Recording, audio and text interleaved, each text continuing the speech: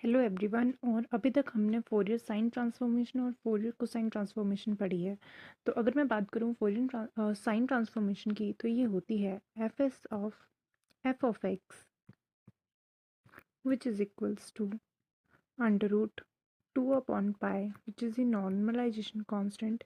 Integration मेन है यहाँ पे इंटीग्रेशन जाती है 0 to इन्फिनिटी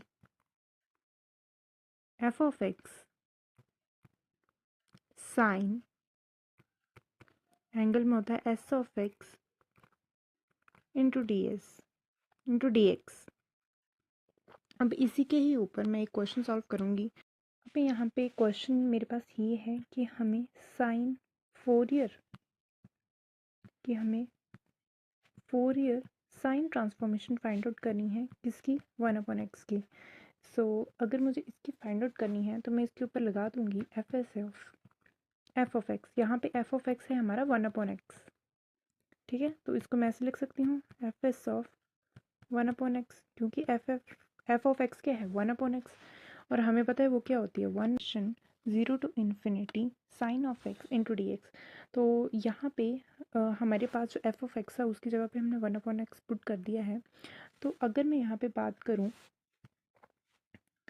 ये जो हमारे पास 1/x है ये एक टाइप का ऑड फंक्शन है। ऑड फंक्शन का मतलब है अगर मैं x की जगह पर -x पुट करूँ तो मुझे -1/x ही मिलेगा, मुझे 1/x नहीं मिलेगा, इसलिए ये एक ऑड फंक्शन है। वैसे भी साइन भी क्या है, एक ऑड फंक्शन। और हमें पता है इंटीग्रेशन में जब एक ऑड फंक्शन मल्टीप्लाई में होते हैं तो वो हमें इवन फंक्शन देते हैं। इट मीन्स ये इंटीग्रेशन नॉट इक्वल्स टू 0 होगी और इसकी कोई ना कोई वैल्यू होगी।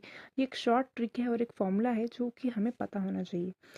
अगर ये इवन है तो हम इस इंटीग्रेशन को सॉल्व करने के लिए हमारे पास एक स्टैंडर्ड इंटीग्रल का फॉर्मूला है जो कि होता है integration 0 to infinity sine of A X upon X into D X which is equals to π/2।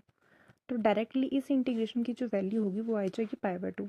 तो एक तो हमारे पास है 2/पाई इंटू π/2, और हमें पता है π/2, तो ये डायरेक्टली मेरे पास π/2 को मैं कैसे लिख सकती हूँ,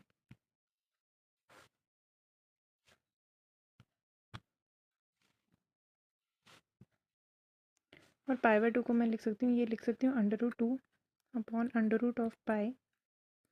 पाई को मैं लिख सकती हूँ √पाई बाय √2 √2।